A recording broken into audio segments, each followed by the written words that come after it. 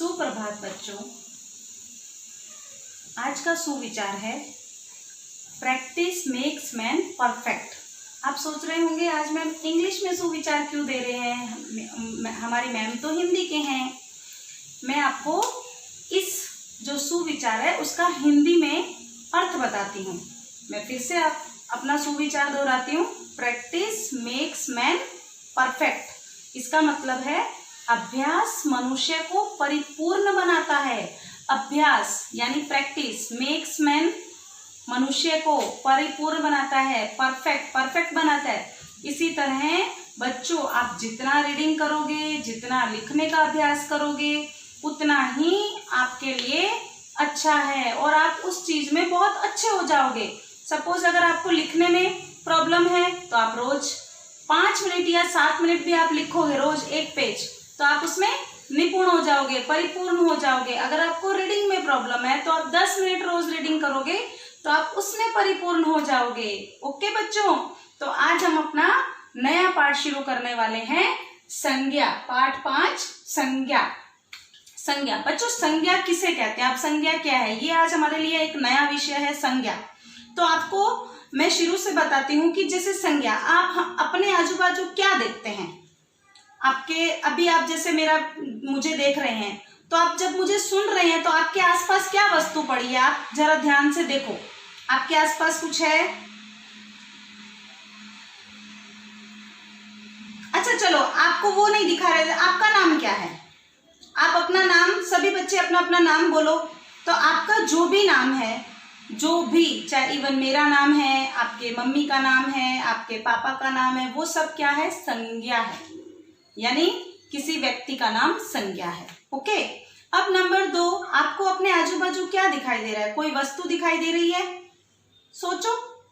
आपके बेडरूम में घड़ी है, पंखा है, पर्दा लगा है, सोफा है, टीवी है, ये सब क्या है? वस्तु है। बच्चों ये जो वस्तु है, सारी वस्तुएं, ये भी क्या है? संज्ञा है। मैं फिर से बताती हूँ, पहले मैंने क्या बताया? व्यक्ति। तो जो सारे व्यक्ति हैं वो संज्ञा है, व्यक्तियों के नाम। अभी वस्तुओं के नाम, जैसे मैंने आपको उदाहरण दिए, तो उन वस्तुओं के नाम भी क्या है? संज्ञा है। अभी किसी व्यक्ति, वस्तु, स्थान, बच्चों भी आप कहाँ बैठे हैं? कहाँ बैठे हैं? अपने घर में, ठीक है। तो घर में बैठे, तो घर भी क्या है? जगह है, स्थान है, तो इसको भी क्या बोलेंगे? संज्ञा। तो अब आप मुझे 1 और 2 स्थानों के नाम बताइए। सोचो, कोई स्थान का नाम बताइए। अच्छा, अब अभी आप कहाँ नहीं जा रहे हैं, मतलब किसको मिस कर रहे हैं? कौन सी जगह को मिस कर रहे हैं? स्कूल को मिस कर रहे हो? तो जो विद्यालय है वो भी क्या है? स्थान है। यानी सभी स्थानों के नाम भी संज्ञा है। जैसे अस्पताल, रेलवे स्टेशन, पुस्तकालय, ये सब क्या है? संज्ञा है। ठीक है। उसके बाद है जाति। बच्चों जाति क्या होता है? मैं आपको एक उदाहरण दूंगी। जैसे मैंने आपको बोला कि आपका नाम क्या है? संज्ञा है। मैंने अगर बोला कि चलो भाई सोनम आप खड़ी हो जाओ, तो मैंने सोनम का नाम बोला, तो सोनम कौन है? लड़की। सोनम का नाम बोला यानी वो व्यक्ति है। अगर और सोनम कौन है? लड़की है। तो वो लड़की जो है वो पूरी जाति का बोध करवा रही है। कई बार क्लास में मैम क्या बोलते हैं? सभी लड़कियां खड़ी हो जाओ या सभी बच्चे खड़े हो जाओ। तो मैम क्या किसी का नाम लिया मैम ने? नहीं, यानी सबको खड़े होने के लिए बोला है। तो वो संपूर्ण जाति हो गई। तो वो संपूर्ण जाति का बोध करा रहे हैं, तो उसे जाति बोलते हैं। ठीक है। ऐसे ही और कौन कौन सी जाति है? पशु। पशु के अंदर सब एनिमल आ गए। कोई पर्टिकुलर मैंने एक एनिमल का नाम या पशु का नाम तो बोला ही नहीं। ठीक है। अगर मैंने बोला घोड़ा, तो घोड़ा क्या है? पशु है, तो वो व्यक्ति में आ जाएगा। लेकिन अगर मैं पूरा घोड़ा यानी जो पूरे पशु बोल दूंगी तो वो जातिवाचक में आ जाएगा। ओके। उसके बाद है भाव। लास्ट हमारा है भाव। भाव में क्या होता है बच्चों? भाव ऐसी चीज है जिसको हम छू नहीं सकते। हमारे मन के जो विचार है, भाव है, वो क्या है? उसको हम छू नहीं सकते, उसे भी संज्ञा कहते हैं। जैसे क्या है? मिठास। अगर आपने चीनी खाई या हलवा खाया तो उसमें क्या फील किया आपने? कि वो मीठा है, यानी कि हलवे में मिठास है ना? तो वो क्या है? भाववाचक। तो यही सब आज हम पढ़ने वाले हैं। तो हम फिर से शुरू करते हैं इस पाठ को। पाठ 5 संज्ञा। सबसे पहले परिभाषा, किसी व्यक्ति, जैसे मैंने बताया सभी व्यक्तियों के नाम, और व्यक्तियों के नाम नहीं, अगर आप शहरों के नाम भी बोलोगे तो लेकिन वो क्या है, स्थान है, तो वो स्थान भी क्या है, नाम है, तो वो भी किस में आ जाएंगे, उसमें व्यक्तिवाचक में आ जाएंगे। किसी व्यक्ति, वस्तु, कोई भी वस्तु हो, स्थान, प्राणी, प्राणी यानी एनिमल, जानवर, तथा भाव के नाम को संज्ञा कहते हैं। मैं एक बार फिर से बताती हूं आपको, किसी, मेरे पीछे बोलो, किसी व्यक्ति, वस्तु, स्थान, प्राणी तथा भाव के नाम को संज्ञा कहते हैं। जैसे रमेश, रमेश क्या है, नाम है, व्यक्ति का नाम है। आम, आम क्या है, एक वस्तु है। दिल्ली, दिल्ली क्या है, एक स्थान का नाम है। लोमड़ी, लोमड़ी क्या है, एक प्राणी, जानवर है। उसके बाद मिठास क्या है, एक भाव है। ऐसे और कौन कौन से भाववाचक संज्ञा है वो हम अपनी एक्सरसाइज में भी पढ़ेंगे, ओके। उसके बाद संज्ञा के कितने भेद होते हैं बच्चों, संज्ञा के 3 भेद होते हैं। सबसे पहले व्यक्तिवाचक संज्ञा, जातिवाचक संज्ञा, भाववाचक संज्ञा। फिर से मेरे पीछे बोलो, जातिवाचक, व्यक्तिवाचक संज्ञा, जातिवाचक संज्ञा, भाववाचक संज्ञा। तो आज अभी हम व्यक्तिवाचक संज्ञा के बारे में पढ़ेंगे। व्यक्तिवाचक संज्ञा, व्यक्तिवाचक संज्ञा किसे कहते हैं, जिन संज्ञा शब्दों से किसी विशेष व्यक्ति, वस्तु, स्थान आदि के नाम का बोध हो, उन्हें व्यक्तिवाचक संज्ञा कहते हैं। स्पेशल व्यक्ति, खास यानी विशेष, यानी जो स्पेशल व्यक्ति है, व्यक्तियों के नाम, तो उसे संज्ञा बोलेंगे। जैसे आपका नाम है, तो आपका नाम क्या है, विशेष। मैंने अभी आपको बताया, अगर लड़का बोले, हम बोले कि वहां पर लड़के जा रहे हैं, बाजार में लड़के जा रहे हैं, तो लड़के क्या है, संपूर्ण जाति का बोध करवा रहे हैं, तो वो विशेष नहीं है। अगर आपका नाम पर्टिकुलर मैं बोलूं, राजा आप जाओ बाजार, तो राजा को मैंने बोला, किसी खास व्यक्ति को बोला है, तो वो क्या हो जाएगा, विशेष। ऐसे ही वस्तु विशेष, वस्तु जैसे अगर हम बोले कि पेंसिल, अगर मैंने बोल दिया पेंसिल, तो उसके अंदर सारी ब्रांड की पेंसिल आ गई। लेकिन अगर मैं सिर्फ ये बोलूं कि नटराज की पेंसिल, तो मैंने क्या किया, उस ब्रांड का नाम लिया ना, तो वो स्पेशल हो गया, ओके। उसके बाद है स्थान, किसी व्यक्ति, वस्तु, स्थान। अगर मैं यूं बोलूं कि आजकल आज पूरे भारत में क्या छाया हुआ है, कोरोना, लेकिन भारत, मैंने भारत शहर का नाम लिया, तो वो भी क्या हो गया, खास, विशेष शहर का नाम लिया, ओके। उसके बाद आदि के नाम को, नाम का बोध हो, उन्हें व्यक्तिवाचक संज्ञा कहते हैं। राम, सुरेश, आगरा, लाल किला आदि। बच्चों एक चीज और है, महीनों के नाम हो या कोई मोनूमेंट, जो भी हमारे मेन इमारतें हैं, इन सबको भी क्या बोलते हैं, संज्ञा। और पर्वत और नदियों के नाम भी, अगर गंगा नदी है तो गंगा नदी भी क्या है, संज्ञा है, वो व्यक्तिवाचक में आएगी। और अगर पर्वत है जैसे हिमालय, तो वो भी किस में आएंगे, व्यक्तिवाचक में। महीनों के नाम, तो ये भी क्या है, संज्ञावाचक, व्यक्तिवाचक संज्ञा, ओके। उसके बाद है जातिवाचक, जिन संज्ञा शब्दों से एक ही प्रकार के सभी व्यक्तियों, प्राणियों, वस्तुओं, स्थानों आदि का बोध हो, उन्हें जातिवाचक संज्ञा कहते हैं। जैसे फूल, अभी फूल क्या है, मैंने फूल बोला कि कल सब बच्चे फूल लेके आएंगे, तो आप अपनी अपनी पसंद का फूल लेके आओगे। कोई गुलाब का लेके आएगा, कोई सूरजमुखी का लेके आएगा, कोई कमल का फूल लेके आएगा, तो वो आपने एक विशेष फूल आप मेरे लिए लेकर आ रहे हैं। लेकिन मैंने तो क्या किया, फूल, फूल यानी पूरी जाति, कोई भी फूल आप ला सकते हो, तो मैंने किसी विशेष फूल का नाम नहीं लिया। अगर मैं किसी विशेष फूल का नाम लूंगी तो वो व्यक्तिवाचक संज्ञा में आ जाएगा। अभी सिर्फ फूल बोला है तो वो जातिवाचक में। ठीक उसी तरह पक्षी, मैं बोलूंगी पक्षियों के नाम लिखो, तो पक्षी में सारे पक्षी आ गए, मैंने किसी स्पेशल पक्षी का नाम नहीं लिया।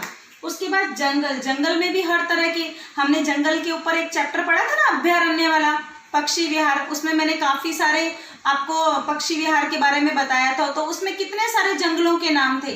तो एक खास विशेष जो जंगल का नाम लेना वो व्यक्तिवाचक में आ जाएगा, लेकिन अगर मैं सिर्फ जंगल बोलूं तो वो जातिवाचक में आ जाएगा। ठीक उसी तरह पशु, गाय, कुत्ता आदि, ये सब भी क्या है, जातिवाचक, जो संपूर्ण जाति का बोध कराते हैं। इसका एक एग्जाम्पल बच्चों मैं आपको और दूंगी। आप जब स्कूल आते हो तो आपके बैग में बहुत सारी पुस्तक हैं, ठीक है, बहुत सारी पुस्तकें हर तरह की, हिंदी है, इंग्लिश है, मैथ है, साइंस है।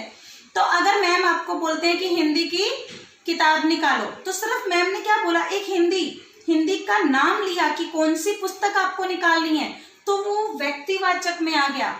और अगर मैम बोले कि चलो अपना पूरा बैग खाली करो, जितने भी, मेरे को आपका बैग चेक करना है, जितनी भी पुस्तक है बाहर निकालो, तो मैम ने किसी पुस्तक का नाम नहीं लिया, तो वो पुस्तक यानी संपूर्ण जाति का बोध करवा रहे हैं। लास्ट हमारा है भाववाचक संज्ञा। जिन संज्ञा शब्दों से भाव, गुण, दशा आदि के नाम का बोध हो उन्हें भाववाचक संज्ञा कहते हैं। जैसे गुण, बहुत से लोगों में बहुत सारे गुण होते हैं, जैसे अच्छाई, कोई अच्छाई अच्छा होता है, कोई बुरा होता है, तो ये उनके गुण हैं। अच्छाई जिसको हम क्या करते हैं, फील कर सकते हैं।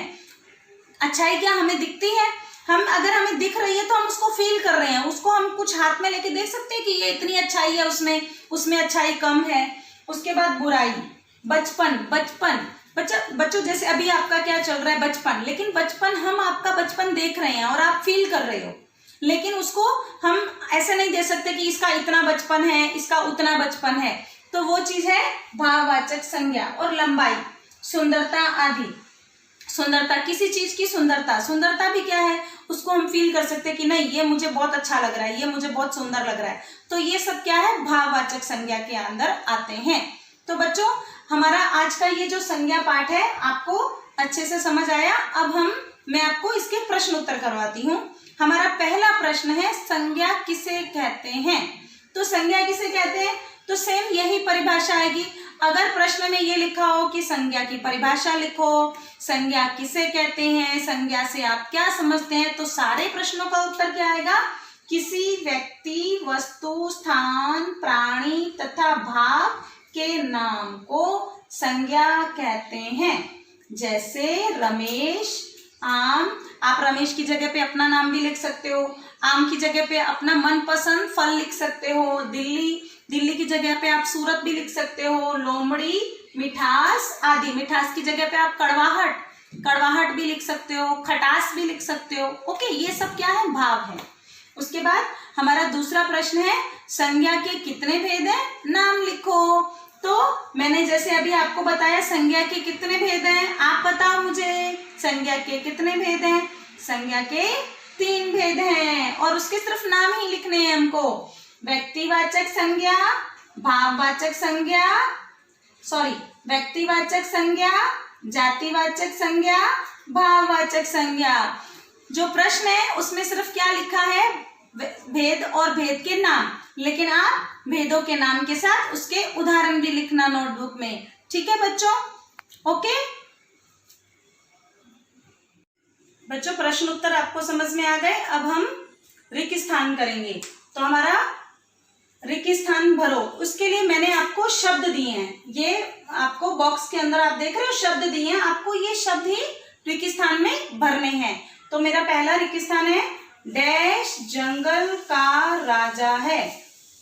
इसी में से आपको ढूंढना है कौन है जंगल का राजा, मोर, कड़वाहट, लखनऊ, देश, शेर, आगरा। मुझे लगता है ऑप्शन देने की तो जरूरत ही नहीं थी, सबको पता है जंगल का राजा कौन है, शेर। Okay, very good. और जब भी कभी बच्चों आप करो ना, तो आप इसको ऐसे क्रॉस लगा दो ताकि आपने ये कर लिया है। ओके, तो आपको पता चलेगा कि हमारे पास कितने बाकी बच गए हैं, हमें उसी में से छांटने हैं। डैश हमारा राष्ट्रीय पक्षी है, ये भी सबको पता है। राष्ट्रीय पक्षी कौन है, मोर। मोर हमारा राष्ट्रीय पक्षी है। नंबर 3, ताजमहल डैश में है। ताजमहल कहाँ है, बहुत से बच्चों ने तो ताजमहल देखा भी होगा। ताजमहल कहाँ है, तो हम पहले मोर को क्रॉस कर देते हैं। अभी ताजमहल कहाँ है, आगरा। ताजमहल आगरा में है।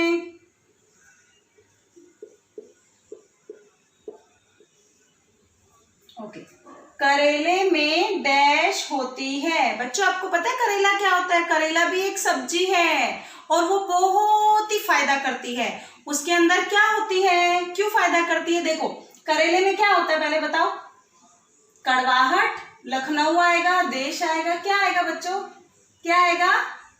कड़वाहट। करेले में कड़वाहट होती है।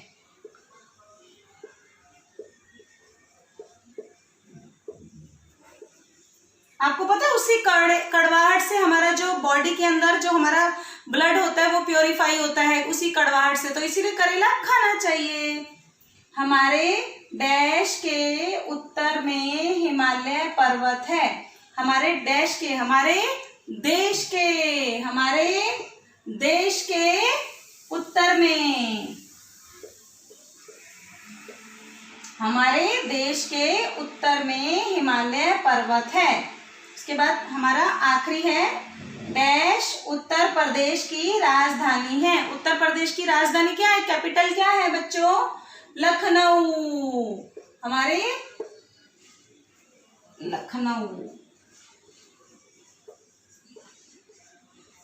लखनऊ उत्तर प्रदेश की राजधानी है। हम एक बार फिर से पढ़ेंगे। शेर जंगल का राजा है। मोर हमारा राष्ट्रीय पक्षी है। ताजमहल आगरा में है। करेले में कड़वाहट होती है। हमारे देश के उत्तर में हिमालय पर्वत है। लखनऊ उत्तर प्रदेश की राजधानी है।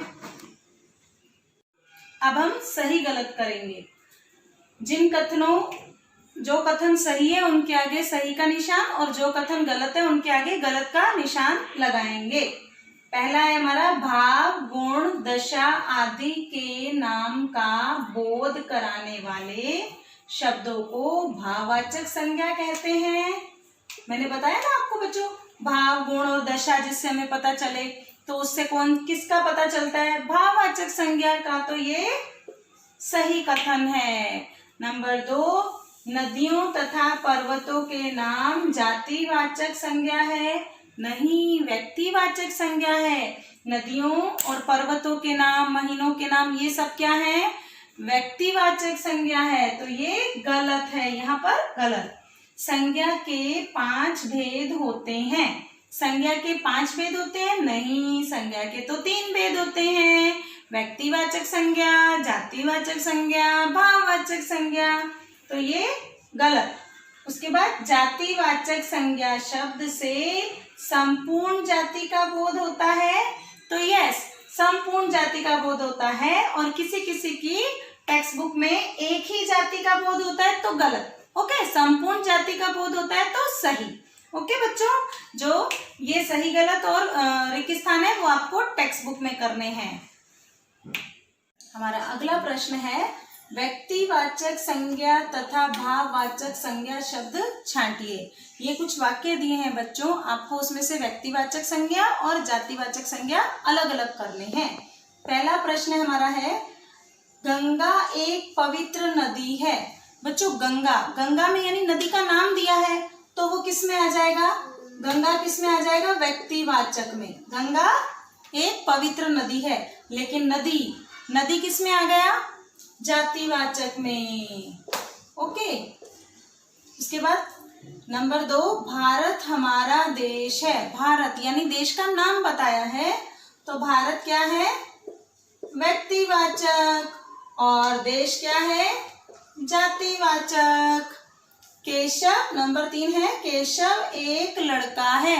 तो केशव क्या है? लड़के का नाम है, तो केशव जो है वो व्यक्तिवाचक संज्ञा कहलाता है। और लड़का यानी संपूर्ण जाति का बोध करवा रहा है, तो वो जातिवाचक।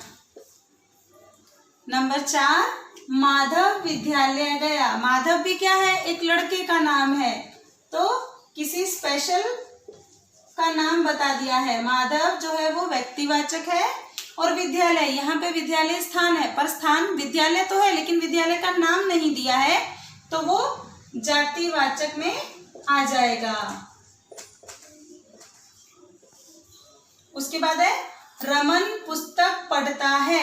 रमन फिर से लड़के का नाम आ गया, रमन पुस्तक। पुस्तक यानी पुस्तक का नाम नहीं दिया है कि वो हिंदी की पुस्तक पढ़ रहा है या साइंस की पढ़ रहा है, तो पुस्तक क्या हो गया, जातिवाचक। तो बच्चों आपको समझ में आया अच्छे से।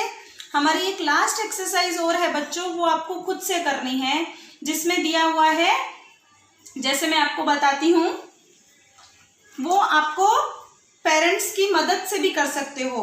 भारत के 4 ऐतिहासिक इमारतें, इमारतें यानी मोनूमेंट, आप किसी भी 4 मोनूमेंट के नाम लिखने हैं आपको।